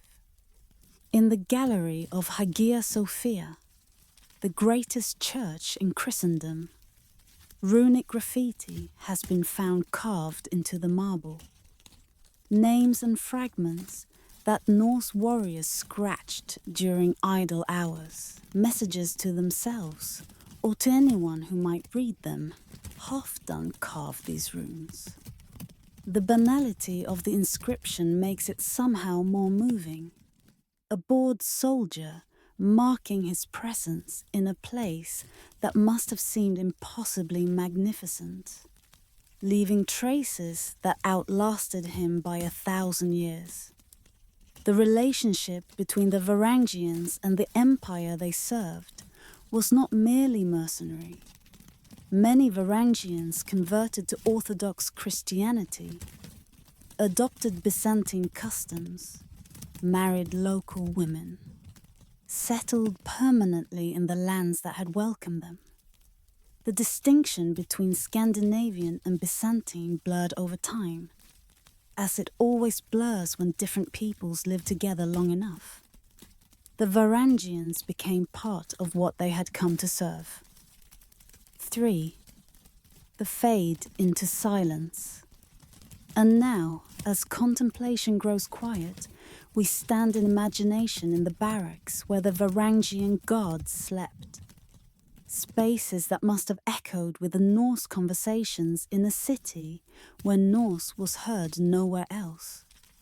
Where warriors from the north maintained their language and their customs while serving a crown that represented everything foreign. The god persisted for centuries, outlasted many of the emperors it protected, survived the transformations that slowly weakened Byzantine power, until the Fourth Crusade shattered Constantinople in 1204. What happened to the Varangians after the sack is unclear. Some may have continued to serve, others may have departed, the institution fading as the empire that had created it faded. By the final fall of Constantinople in 1453, the Varangian Guard was a memory, a tradition that the shrinking empire could no longer support. Let the silence settle now over the ruins of the palaces where the Varangians once stood guard, over the churches where they worshipped and the barracks where they lived, over the city that welcomed them from the edge of the known world.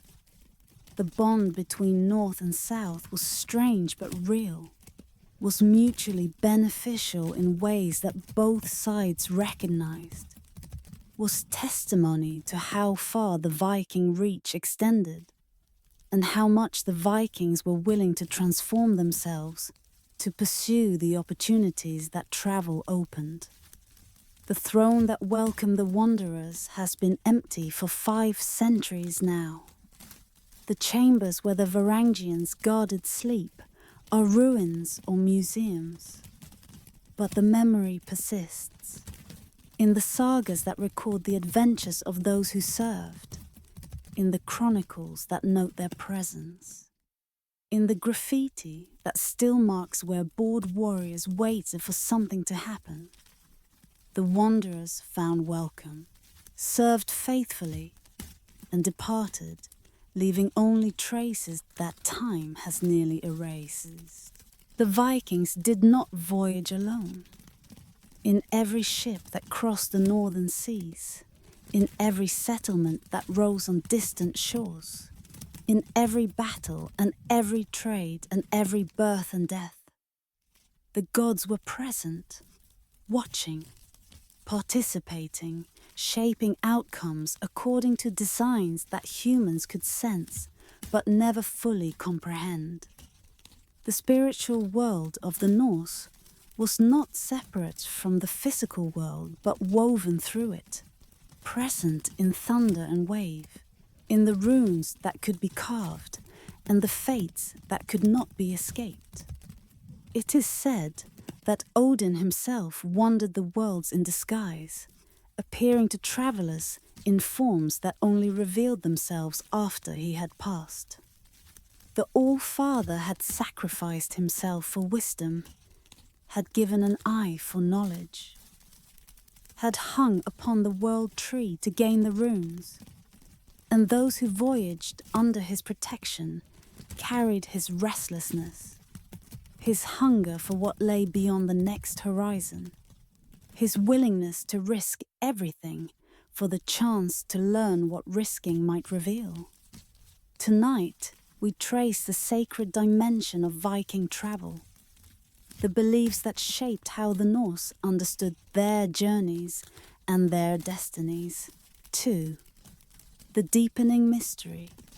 Whispers tell us of the gods who populated the Norse cosmos, Odin the Wanderer and Thor the Protector, Freyja who received half the battle dead, and Freya who blessed fertility and peace.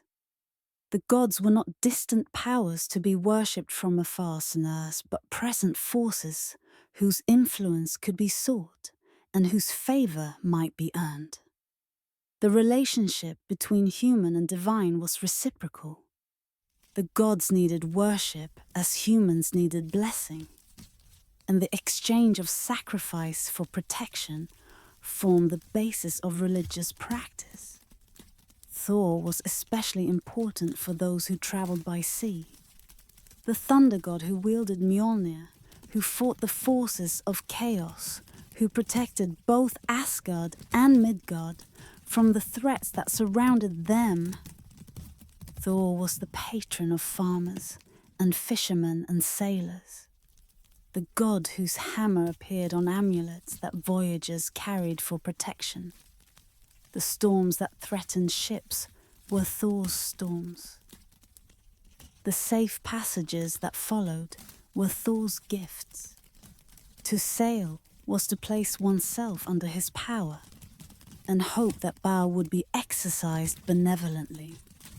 The concept of fate, Weird in Old English, Urlök in Old Norse, shaped how Vikings understood risk and courage. Fate was not entirely fixed. It could be influenced by action and choice, but it was also not entirely free. Certain outcomes were determined by forces beyond human control. The task of a worthy person was to face fate with courage, to meet what came with dignity, to deserve good fate by living in ways that the gods would honor. The courage that voyages required was not foolhardiness, but recognition that fate would unfold regardless, that one might as well face it boldly. The ship burials that archaeologists have uncovered reveal how important vessels were to Norse conceptions of the afterlife. The dead were equipped for voyages beyond human knowledge, buried with ships that would carry them, with provisions that would sustain them, with weapons that would protect them, with goods that would demonstrate their status in whatever realm they entered. The journey to the afterlife was imagined as literal travel, and the ship that had served in life would serve in death as well. The Oseberg ship Burial, discovered in Norway in 1904, contained the remains of two women buried with a vessel of extraordinary beauty, a ship whose carved decoration suggests royal status, whose contents included sledges and carts and beds and tapestries and all the equipment that life beyond death might require. The women's identities remain uncertain, but their burial reveals what the Norse believed about death, that it was not ending but transition, not cessation but continuation in realms that the living could not directly perceive. The conversion to Christianity transformed these beliefs without entirely erasing them. The old gods did not vanish overnight. They retreated gradually, remained present in folk practices and place names and stories that continued to be told even after their worship had officially then ended. The hammer amulets that travellers had worn were shaped to resemble crosses, and the transition suggests how smoothly the old protections were replaced by new ones. The gesture of seeking supernatural aid, persisting even as the power's address changed. The fade into silence. And now, as the night deepens, we contemplate the twilight of the gods. Not Ragnarok, the mythological ending, but the historical fading, the slow diminishment that conversion brought to beliefs that had shaped Scandinavian culture for centuries. The last pagan temple in Scandinavia was destroyed in the 11th century, perhaps later. The last open worship of the old gods occurred at dates we cannot precisely determine. What remained afterward was not worship, but memory. Stories preserved in Iceland, practices that continued in folk tradition, names that commemorated what was no longer actively believed. The gods did not die. They faded, became literature rather than religion, became heritage rather than faith. Yet something persists even now of what the Vikings believed. The names of days carry the old gods' names. Wednesday for Odin, Thursday for Thor, Friday for Frigg or Freyj. The stories that the Edda preserve continue to fascinate, continue to inspire new interpretations and adaptations, continue to speak to something in human nature that the Christian transformation did not satisfy. The gods who sailed beside the Vikings have become cultural figures rather than religious ones, but they remain present in ways that other abandoned pantheons do not. Let the silence settle now over the temples that no longer stand, over the sacred groves that have become ordinary forests, over the memory of beliefs that shaped a people's understanding of their place in a cosmos alive with powers. The gods who sailed beside the Vikings are silent now, worshipped by only a handful who have chosen to revive what centuries abandoned. The silence holds what the silence has always held, the presence of what cannot be seen, the influence of what cannot be measured, the mystery that all religious traditions address and none entirely explains. The gods who sailed beside the Vikings may have been projections of human need, or they may have been something more. The Vikings believed they were real. The Vikings sailed with confidence that came partly from that belief, and the voyages succeeded, for reasons that faith would attribute to divine favor and reason would attribute to skill and fortune and courage. The Viking Age was not only a male story. Behind every longship that sailed toward distant horizons stood women who made the sailing possible, who managed the farms that voyagers left behind, who raised the children who would become the next generation of sailors, who preserved the traditions that gave the voyages meaning. And among the voyagers themselves, the sources preserved glimpses of women who did not wait but sailed, who travelled as far as any man, who left traces in the historical record that complicate simple narratives of gender in Norse society.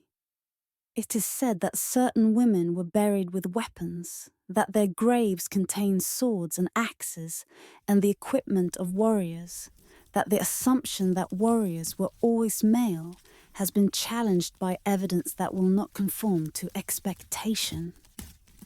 Whether these women fought in battle, whether the weapons were symbolic of status rather than function, whether the saga's shield maidens have historical basis or represent literary fantasy, these questions remain open, answered differently by different scholars examining the same evidence.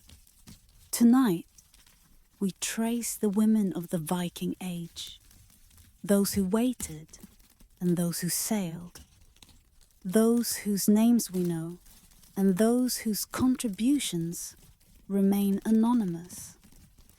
Titu, the deepening mystery whispers, tell us of Gudrid Thorbjarnadottir, the woman whose voyages may have exceeded those of most male Vikings, who travelled from Iceland to Greenland to Vinland and eventually to Rome, whose life spans nearly the entire geographic range of Norse exploration. The sagas remember her as the most handsome of women, but they remember her more importantly for what she did, for the voyages she undertook, for the son she bore in Vinland, who may have been the first European child born in North America, for the pilgrimage she made in old age to the center of the Christian world. Gudrid married 3 times, outlived all her husbands, and ended her days as a nun or anchoress in Iceland. Her life demonstrates what was possible for women in Norse society.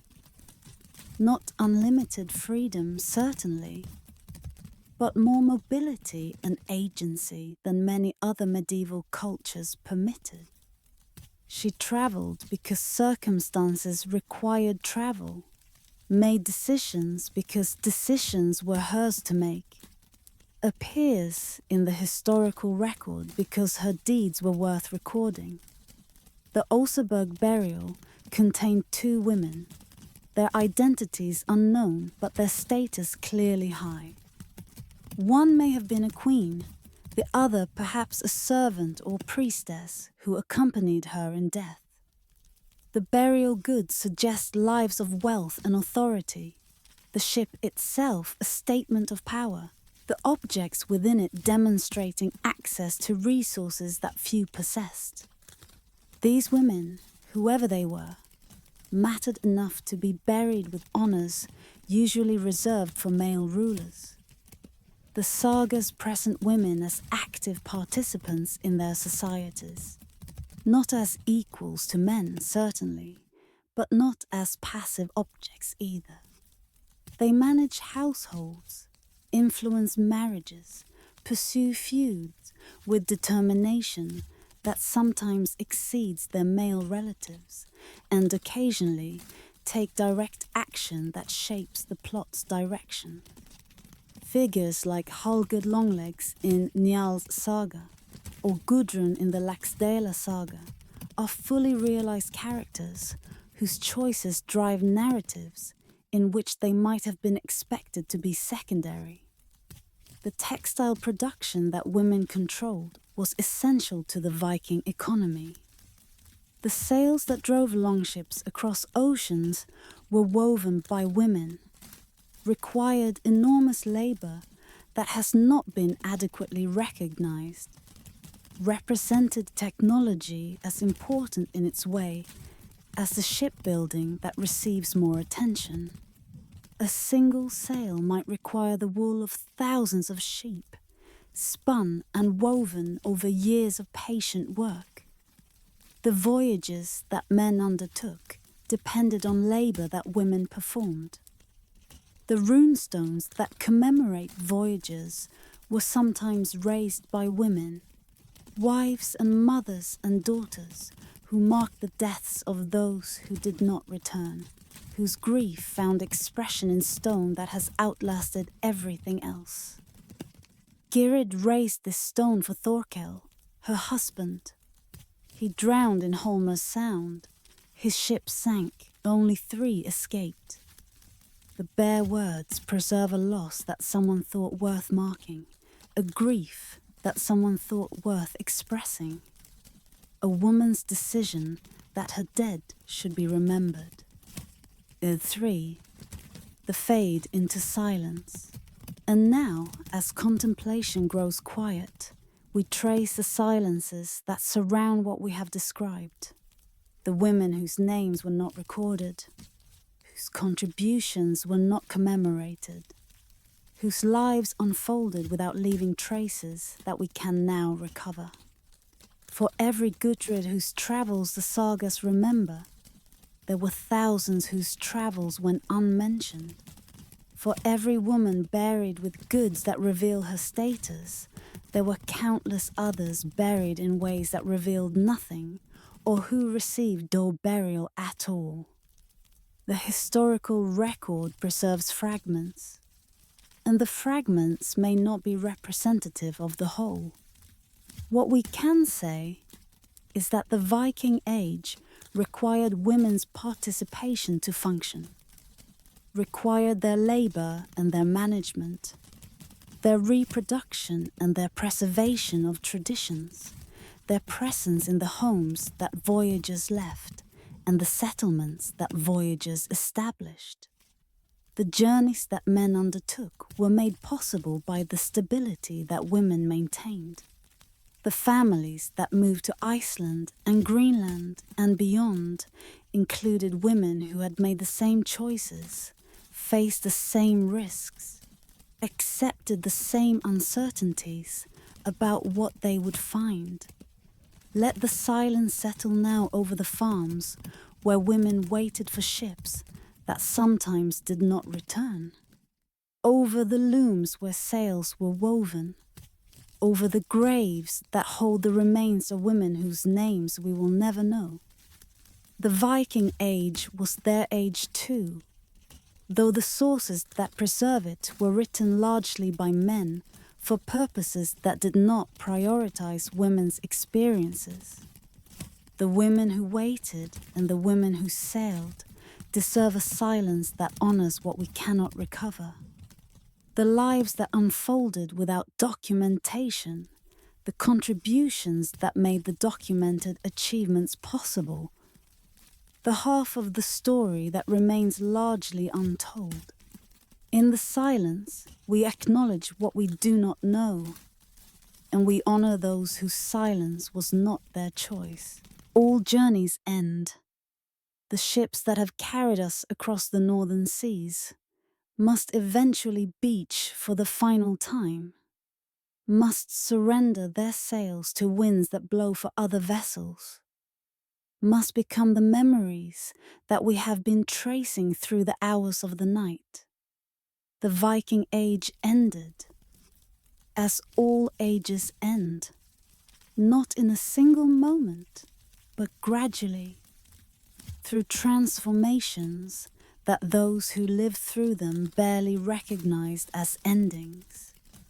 It is said that the last Viking raid occurred in 1066, when Harald Hardrada landed in England seeking a crown and found instead his death at Stamford Bridge, when the age of Scandinavian expansion concluded in the same year that Norman conquest began a different transformation of English history.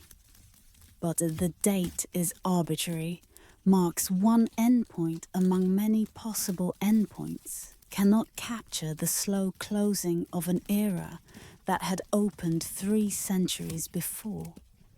Tonight, we contemplate the silence that settled over the longships, the ending of what had seemed endless, the transformation of raiders into subjects, of explorers into settlers, content with what their ancestors had found.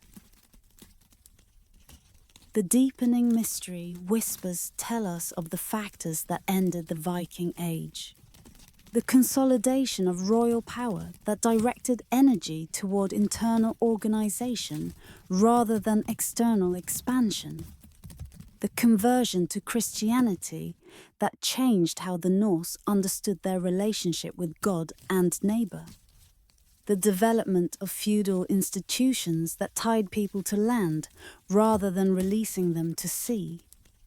The conditions that had produced 3 centuries of expansion changed, and as they changed, the expansion ceased. The ships themselves evolved.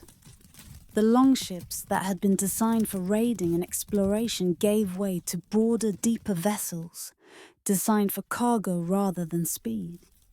The military advantages that had made Viking raids so devastating were matched and exceeded by kingdoms that had learned from their attackers. The monasteries that had once been easy targets built defenses. The coastlines that had been unprotected organized responses.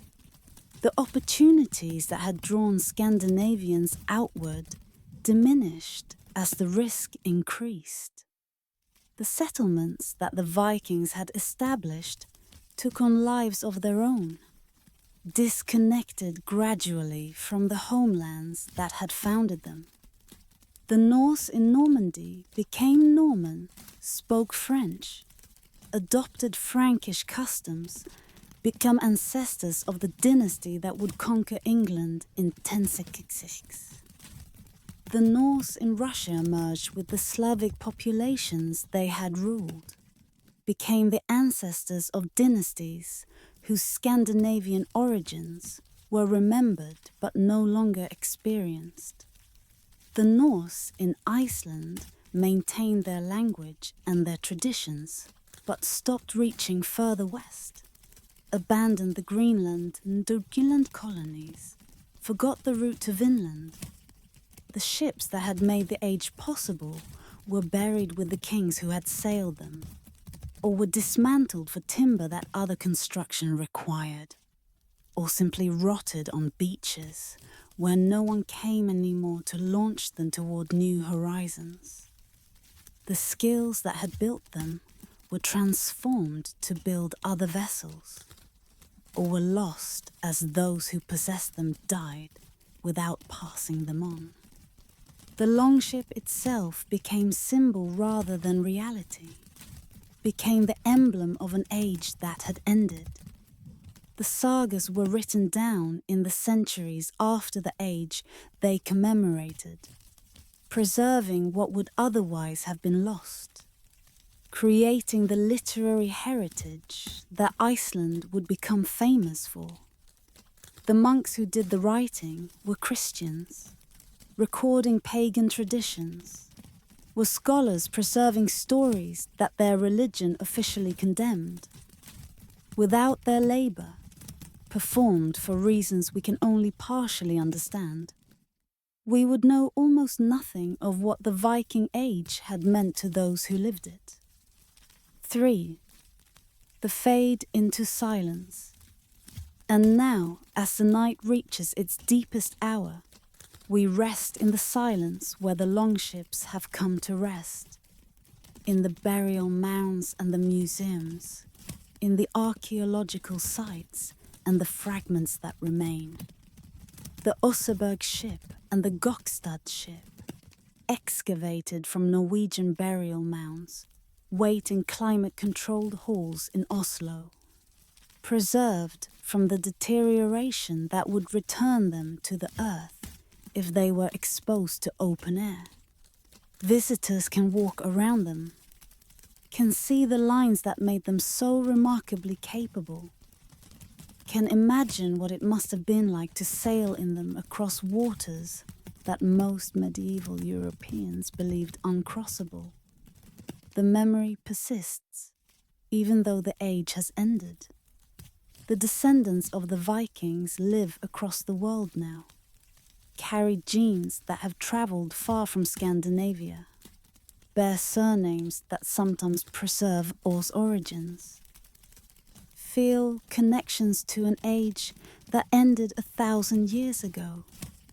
The popular culture that celebrates Vikings, however inaccurately, demonstrates that something about the age continues to fascinate, continues to speak to needs that other historical periods do not satisfy. Let the silence settle now over the waters where the longships sailed, over the shores where they landed, over the burial mounds where they were finally laid to rest. The Viking Age has become history, has been examined and analysed and interpreted by generations of scholars, has been transformed from living experience to subject of study. Yet something persists that study cannot exhaust. The sense of possibility that the voyages embodied, the courage that the voyages required, the achievements that the voyages produced. The longships rest in their silence, but the restlessness that built them has not entirely faded. Somewhere in the human spirit, the hunger that drove the Vikings toward unknown horizons burns still. wait still for the conditions that might release it again. Conclusion. The chronicle closes as all chronicles must. Not with ending, but with recognition that endings are illusions. That the threads we have traced continue beyond any final word. That the Vikings persist in ways that our contemplation has perhaps begun to comprehend.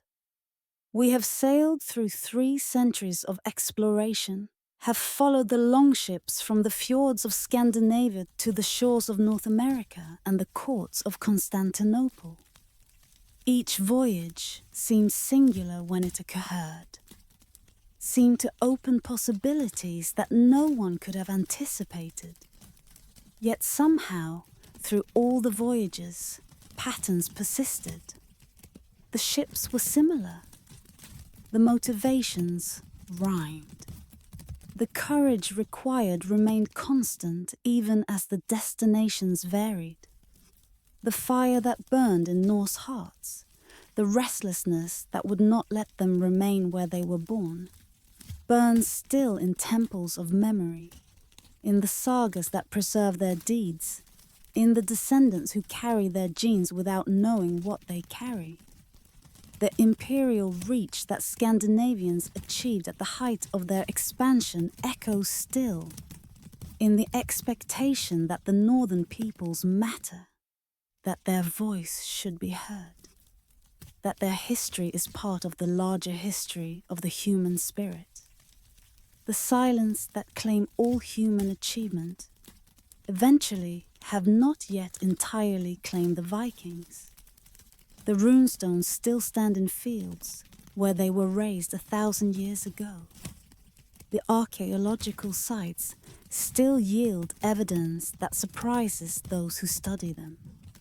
The mystery of what drove a people to accomplish so much in so short a time, and then to stop, remains genuinely mysterious, unsolved by all the scholarship that has been devoted to it. What have we learned from this meditation on the Vikings and their explorations? Perhaps only this, that human beings can accomplish more than circumstances seem to permit, that small populations can shape history out of proportion to their numbers, that the courage to sail beyond the edge of every map can reveal worlds that no one suspected existed. The Vikings were farmers and fishermen who became the greatest navigators of their age, were raiders who became traders, who became settlers, who became ancestors of peoples across the world. Perhaps we have also learned that expansion is not permanent, that the conditions that make exploration possible can change, that the ages of great achievement are followed by ages of consolidation or decline. The Viking Age ended, as all ages end. What it accomplished persists in descendants and traditions and memories that the ending could not erase, but the expansion itself concluded. The restlessness was contained, channeled into different expressions, transformed into something that was no longer Viking, even though it carried Viking inheritance. As sleep approaches, as the mind grows quiet, we release these contemplations to whatever processing the unconscious performs while waking thought rests. The voyages have been witnessed. The routes have been traced. The recognition of what the Vikings achieved and what they could not sustain has been approached as closely as such recognition permits. The longships wait in their museums and their graves. The stars that guided the navigators still wheel overhead, in pattern unchanged since the last ship was launched. The sea still moves against the shores where Vikings once beached their vessels. Indifferent to all human achievement and all human failure, waiting as it has always waited for anyone bold enough to trust it. Rest now. The chronicle is complete for tonight, though the story itself continues in everyone who carries Viking blood, Viking memory, Viking restlessness, in whatever form it now takes. The voyages we have traced are history, are completed journeys that can neither harm us nor demand our participation. We have witnessed them safely, have learned from them what they had to teach, have carried their lessons to the threshold of sleep. The sails are furled, the oars are shipped, the silence settles over waters that have known so many passages and will know no more from the ships we have followed. Sleep well.